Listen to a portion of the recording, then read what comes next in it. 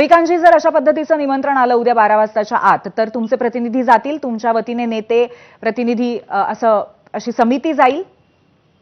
याच्या अगोदर पण बच्चूभाऊ कडूंनी उपोषण केलं होतं, तेव्हा त्यांची सरकारबरोबर बैठक झाली होती. सगळ्या खात्याच्या मंत्र्यांबरोबर बैठक झाली, त्याच्यातला आउटपुट शून्य आहे. बैठक हा फक्त आंदोलन तेवढं वेळ काढून नेण्यापुरता विषय आहे असं माझं मत आहे. बैठक मागच्याच वेळेच्या बैठकीतलं काय आउटपुट आहे सांगावं बम साहेबांनी. मागच्या वेळेच्या बैठकीतून काही आउटपुट आलं नाही. आता मी तुम्हाला सांगतो, गणेश नाईक साहेबांबरोबर आमची एक मीटिंग झाली. मी टोपे साहेब होते, अर्जुनराव खोतकर होते. एक जंगली जनावरांच्या त्रासाच्या संदर्भातली एक बैठक होती आणि एक समाधान गिरी म्हणून एक माकड पकडणारे व्यक्ती आहेत महाराष्ट्रात, एकमेव व्यक्ती, त्यांना तो कॉन्ट्रॅक्ट द्यावाचा 600 रुपये माकडाने. सगळे इतिउत्तर लिहिल्या गेलं, ते इतिउत्तरामध्ये तो विषयच आला नाही, ती बैठकीत मंजुरी ठरली. असं सगळं आहे यांचं. माझं म्हणणं आहे की कर्जमुक्तीचा विषय महत्वाचा आहे. महाराष्ट्रातल्या शेतकऱ्यांच्या मनामध्ये कर्जमुक्तीचा विषय आहे आणि आता या कर्जमुक्ती करायला कोणत्याही बैठकीची आवश्यकता नाही. बरोबर आहे रविकांतजी, हा जो मुद्दा आहे कर्जमुक्तीचा विषय महत्वाचा असणं, हा विषय घेऊनच आता मी ज्येष्ठ शेतकरी नेते विजय जावंदी आज आपल्यासोबत आहेत, त्यांच्याकडे जाणार आहे. त्यांचा अनेक वर्षांचा शेती आणि त्याचबरोबर राजकारण या दोन्हीशी एकत्रित असलेल्या संबंधांचा सुद्धा प्रचंड अभ्यास आहे. विजयजी, मला असं विचारायचं आहे की आत्ताच्या घडीला एकंदरीतच गेल्या काही महिन्यातली परिस्थिती शेतकऱ्यांची बघता आणि गेल्या काही वर्षातली परिस्थिती बघता सुद्धा या घडीला कर्जमाफीच्या शिवाय दुसरा पर्याय नाही का? नाही, कर्जमुक्ती ही पाहिजेच आहे. बघा कसं झालेलं आहे, निवडणुकीच्या वेळेस भाजपच्या मोहोळ साहेबांनी मला सांगावं की त्यांनी 6,000 रुपये क्विंटलनी आम्ही तुमचं सोयाबीन विकत घेऊ, हे मोदीजींनी आश्वासन दिलं होतं की नव्हतं?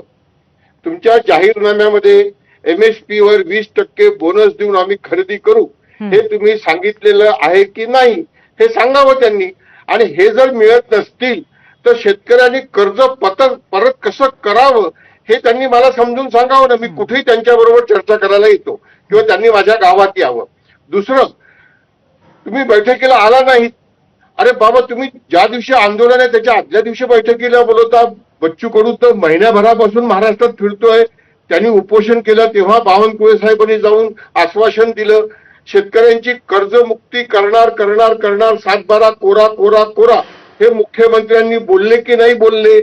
मग आता 7/12 कोरा करण्याकरता जेव्हा MSPच मिळत नाहीये, कापसाला, सोयाबीनला, कोणत्याच पिकाला, कांद्याला भाव नाही आहे, तेव्हा मग 7/12 कोरा करण्याकरता मुहूर्त पाहण्याची, बैठक करण्याची गरज काय आहे? का तयारी तुमची म्हणण्याची की आम्ही 7/12 कोरा कोरा कोरा असं म्हटलंच नव्हतं? आम्ही 6,000 रुपये सोयाबीनला भाव देऊ असं प्रधानमंत्री मोदींनी कुठल्याही सभेत म्हटलं नव्हतं. देवेंद्र फडणवीसांनी ते रिपीट केलं नव्हतं. हे सांगा ना जाहीरपणे मग, हे खोटं आहे म्हणून. पण तुम्ही हेही सांगत नाही. चर्चा करू चर्चेच्या गुऱ्हाळीने काय होतं, आत्महत्या करतो शेतकरी. काल सिंधी रेल्वे येथे 14 एकराच्या एका शेतकऱ्यांनी, वाघमारेंनी आत्महत्या केली. त्याला 14 एकरात 1.5 पोते सोयाबीन झालं. त्याचा 2.5 लाख रुपये कमीत कमी खर्च झालेला 14 एकरात. किती भयानक परिस्थिती आहे हो. अहो, अधिक खर्चाच्या अर्थव्यवस्थेमध्ये आता शेती गेलेली आहे. 90च्या आर्थिक धोरणानंतर आता एकराला 20,000 रुपये कमीत कमी खर्च लागतो. आसमान कोसळलेलं आहे. सुलतानशाही आहे. जगात कुठल्याही शेतीमालाला भाव नाही. तुम्ही सोयाबीनची ढेप निर्यातीला सबसिडी देत नाही, कापूस निर्यातीला सबसिडी देत नाही. कसे भाव मिळणार आहे तो? आणि भाव मिळत नाही, उत्पादन नाही, उत्पादन कमी असून भाव नाही, आणि तरी चर्चा करा. हे नाही आहे हो. निवडणूक जिंकण्यापुरतं राजकारण करायचं असेल तर सांगा तसं आम्हाला. आम्ही तुम्हाला काही मागायला येणार नाही, मी तरी नाही मागायला येणार. पण तुम्ही आश्वासनं देता ती तरी पूर्ण करा. हा आग्रह आता शेतकऱ्यांनी इतक्या त्रासाने इथे येऊन व्यक्त केलेला आहे, त्याचा सन्मान करावा. विजयजी, तुमची संवेदना आणि तुम्ही ज्या पद्धतीने ही व्यक्त करताय ते बघता मला असं जाणवतंय की सर्वसामान्य शेतकऱ्यांच्या भावना अगदी जिवंत होऊन आमच्यापर्यंत पोहोचतात आणि अत्यंत आकडेवारी सहित कुठेतरी तुम्ही हे मांडण्याचा प्रयत्न करताय. प्रशांतजी, कशा पद्धतीने